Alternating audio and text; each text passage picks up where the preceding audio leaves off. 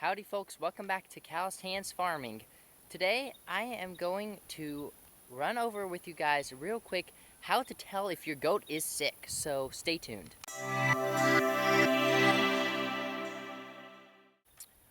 Alright guys, so if you raise goats, at some point you're going to have a sick one.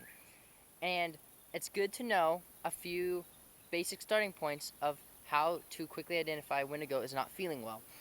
There's a few kind of general things to keep in mind to watch for in your goats that indicates good or bad health. The number one best tip I have for you right off the bat is just to know your own animals. You must spend time with your goats or your sheep or whatever you raise and pay attention to them and find what their normal is, because as soon as something is abnormal, you know that they're not feeling as they usually do, and then you can start exploring other options and trying to figure out what could be wrong or what could be different, what could be stressful for them. So it's important, I believe, to keep track of your goats or whatever animal you raise and know what's normal for each individual goat.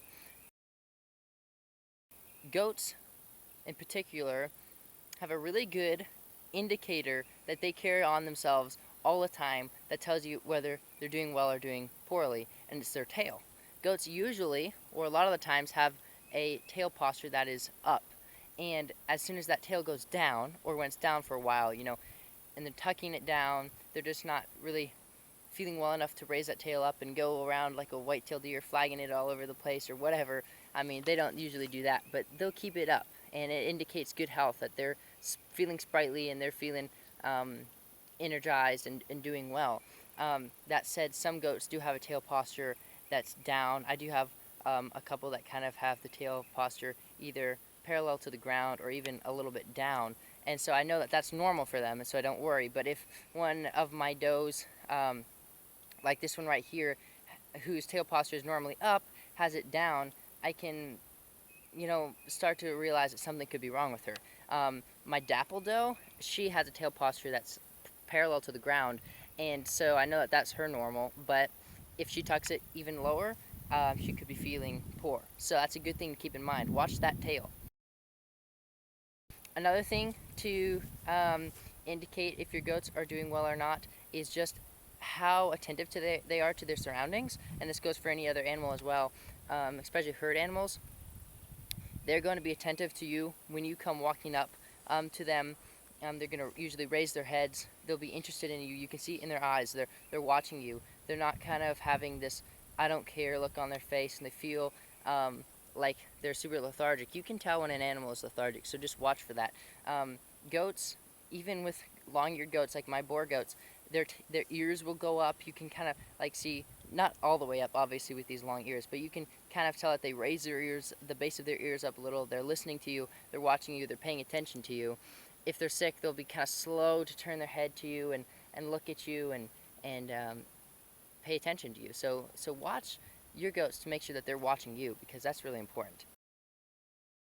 Another thing to look for with the goats is whether they're with the rest of the herd. If one is lagging behind, that's a good indicator something's wrong, something's up with that goat.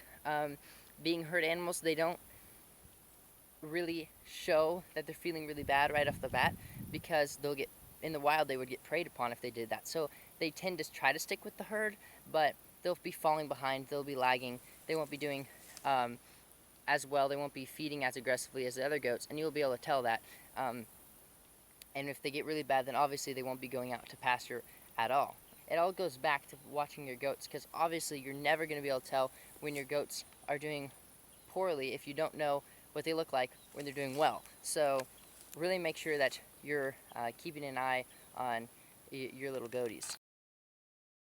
Another thing to watch for in your goats is whether or not they're chewing their cud. Goats are ruminants. When they're lying down, they're taking a break, they'll be chewing their cud. If they're healthy, if their stomach is working properly, if their rumen is functioning. If it's not, then they won't be chewing their cud. This is when they're not eating, they're feeling poor enough to not even eat at all, or to eat very little, and their stomach is shutting down. They won't be chewing their cud. You really want them to be chewing their cud. If you don't see a goat chewing their cud and they're just lying there, not immediately a problem. But if they have other signs of being sick and they're not chewing their cud and you don't see them eating, you have a problem, and you need to get them eating, get that rumen functioning, otherwise they could die. So keep track of whether or not they're chewing their cud. It's a great indicator of a goat that is at least eating and moving food through its stomach, and that's super important with these goats that eat so much as ruminants.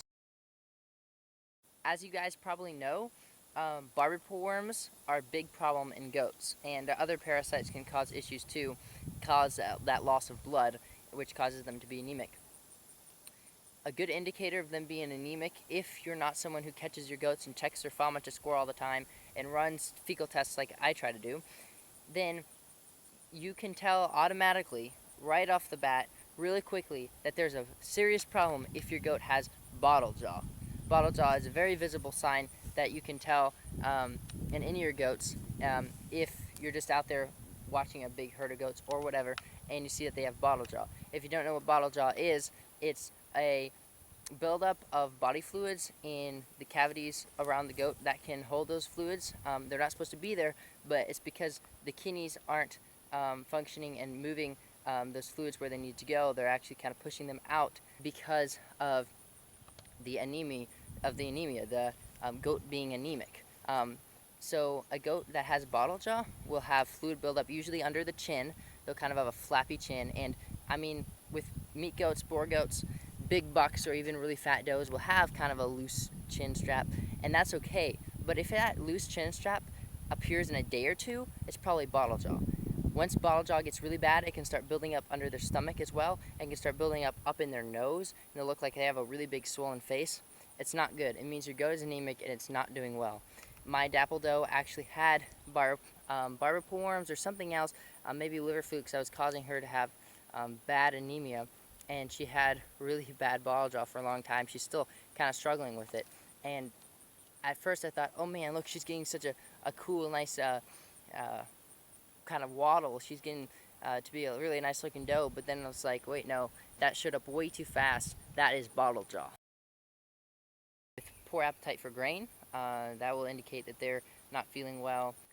Bottom line, guys, watch your goats and know your goats, because you will need to have that base knowledge of what your goat herd looks like to be able to catch sicknesses. I hope that this video was helpful, had a couple tips you might not have thought of, or you kind of thought of but weren't sure that can indicate a goat illness. If you want to learn more about the most common illnesses in goats, there's a great video I just put out about the top 5 ways or the top 5 illnesses for goats. I will put in a corner somewhere that video at the end of this video, so you can pop over there and watch that. It's kind of lengthy, but it has a lot of good content, and it will teach you, hopefully, a lot about goat illnesses that can kill your goats really quickly. So, thanks for watching a lot, guys. Subscribe if you want to see more videos like this. Comment to let me know what videos you'd like me to produce. And see you guys next time on Calloused Hands Farming. Bye.